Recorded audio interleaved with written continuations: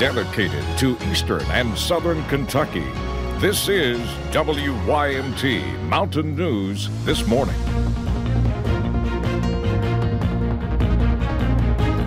Good morning, it's 5:29. I'm Will Puckett. And I'm Cassidy Strickland. Thank you so much for waking up with us this morning. We're making sure you know what time it is today, Will. You're doing a really good job. Thank you. Thank you, clock watching over here. But, you know, it's part of our job. What's also part of our job is to give Brandon a good segue into letting you know that in the winter months, it might be a little chilly. Today won't be that bad, but the later week and into next week is setting up to be rather chilly. But if you go out your door this morning, pretty windy. A little flurries falling, at least here in Hazard, but for the most part, not a bad morning. Right, and grab the jackets anyway, because temperatures are actually go down a little bit further past 7 o'clock today. It's kind of an interesting segue. Usually, most of the time, 7 o'clock is our cold point, but I think it'll be closer to 9 this morning, and then temperatures will climb a little bit. Let's go over to the camera network, take a look at what's going on outside, and we're looking at Buffalo Mountain. Still some snow up there this morning, and clear conditions, though. No fog, no visibility issues, not enough snow to blow around with the wind to cause any problems. Cloud cover over UVA-wise this morning, but that is backing off from north to south and west to east, so we're going to continue to see that to move out as we head through the daytime hours. Live pinpoint Doppler radar not picking up on any of the flurries this morning, but they are out there, not expected to cause any problems. Some slick spots are possible though in those areas and had trouble with snow and ice there across the region this morning. Higher elevations, bridges and overpasses, back roads, be careful of that. Temperatures right now 23 in Moorhead to about 30 in Hazard. That's the range of temperatures this morning.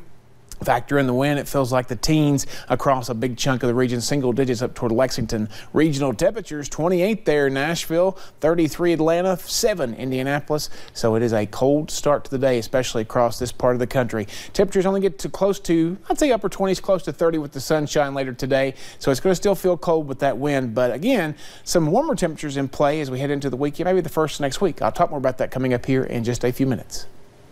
A warm-up sounds nice to me. Thank you, Brandon.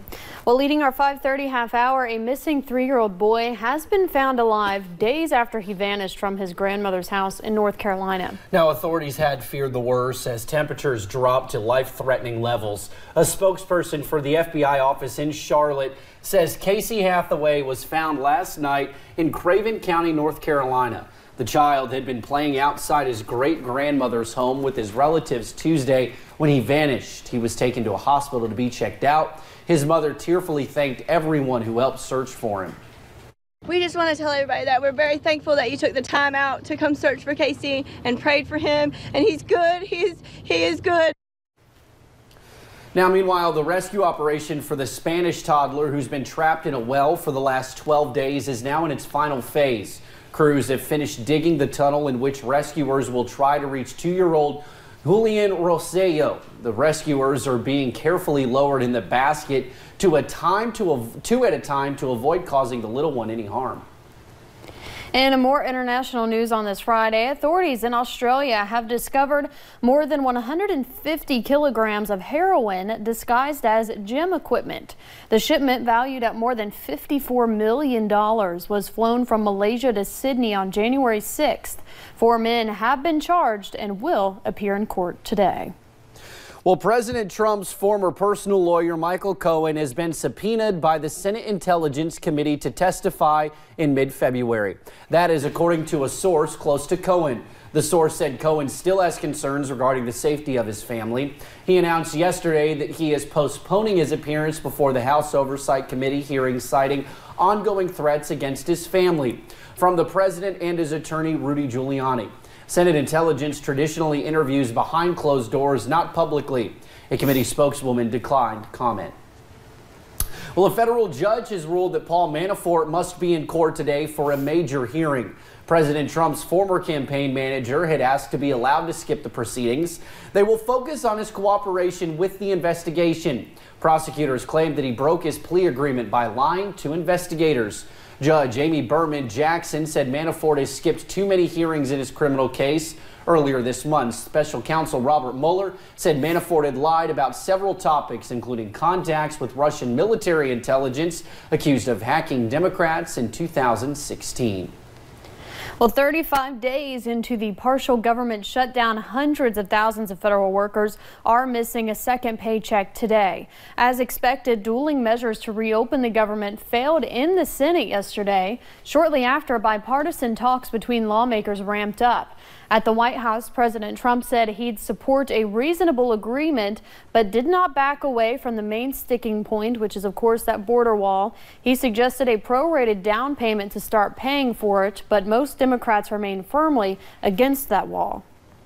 How ludicrous it is that this government is shut down over a promise the President of the United States couldn't keep.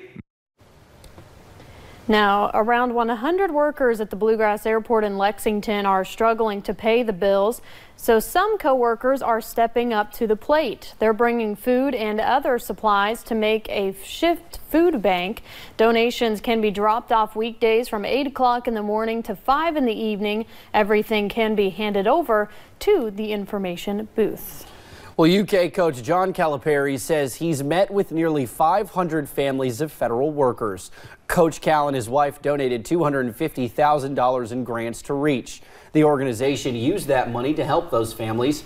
Coach Cal is not asking that any of that money be paid back. Instead, he wants those workers to pay it forward.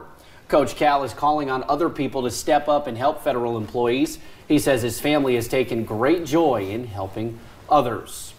Well, Governor Matt Bevin made a stop in eastern Kentucky yesterday. He first toured Teleworks USA's hub in Hyden.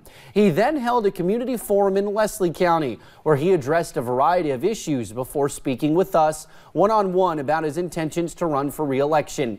WYMT's Connor James was at the forum and has more. Governor Bevin toured the Hyden area before his stop to the Leslie County Extension Office for Community Forum.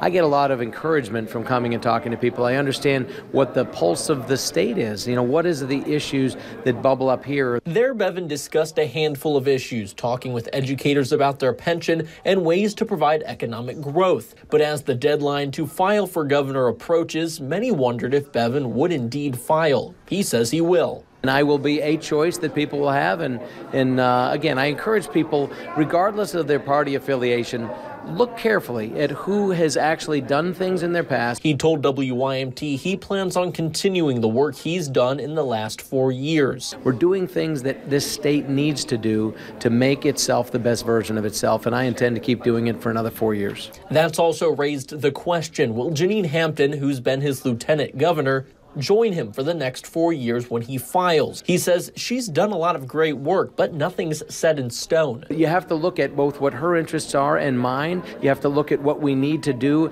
both individually and collectively, as we look into the next 4. And I have to find the best person to serve Kentucky in that regard, and we'll see. As the deadline quickly approaches. Now the deadline for the governor to file for re-election is January 29th. That's Tuesday, so we are now just 5 days away. Governor Bevin was recently in India leading an economic development trip. Meanwhile, State Representative Rocky Adkins has officially thrown his hat into the ring. This comes months after he launched his campaign for governor. The Democrat from Sandy Hook first announced his plans to run in November. Attorney General Andy Beshear, former state auditor Adam Edelin, and Jeff Young have also announced that they are running on the Democratic side. State Representative Derrick Lewis has held several town hall meetings to talk with voters about what the focus will be during the next legislative session. Lewis was in London yesterday, but also held meetings in Clay and Leslie counties earlier in the week. He says the goal of these discussions is to tell people in the community what will be brought up during the session. But he also wants to bring ideas from people he talks with back to Frankfort. One topic he says gets a lot of attention is school safety. House Bill 1 and Senate Bill 1 both revolve around school safety. They're multifaceted. You know, they might concern with working with the sheriff's office as far as having a response plan in case of an emergency. It's dealing with school counselors, mental health training for our teachers and our staff. Now, Lewis says he also supports initiatives to legalize medical marijuana, but he says he wants more controls in place as a precaution before supporting a bill. In other news, on this Friday, police in Boyd County have issued a warning about a new scam. They say 2 men are going door to door posing as employees of a communications company. Ashland police say it happened in the area around the Glalo apartments. The men are allegedly posing as Windstream employees attempting to sell services. They are also asking for personal information, including birth dates and social security numbers. The men were also wearing fake name tags and driving a 2010 Ford Explorer. If you see them, you are asked to call police. The Eastern Kentucky Expo Center now has a section in honor of Officer Scotty Hamilton. He was killed last March in a shooting. Section 111, Scotty's badge number, is now the Scotty Hamilton Memorial section. Make sure to check it out the next time you're at the expo. The Wolf Creek Dam has been opened The Wolf Creek Dam has opened some of its gates. This video, posted by Lake Cumberland's Facebook page, shows the rushing water. They said they have opened the gates to help combat flooding upstream and downstream of the reservoir. 2018 was a record-setting year for rain, which has caused many flooding issues throughout the state. In that post, they say the gates will be open until further notice. Well, straight ahead on Mountain News this morning, a dramatic ice rescue caught on camera in Ohio. We will take a look and tell you what happened. We've breaded our chicken in breadcrumbs, crumbled potato chips, even crushed crackers. What's next? The answer's coming up in just a minute. Are you already looking forward to the weekend? I'll break down the forecast for both days and get you ready for the last week of January. Yes, it's coming in about 2.5 minutes.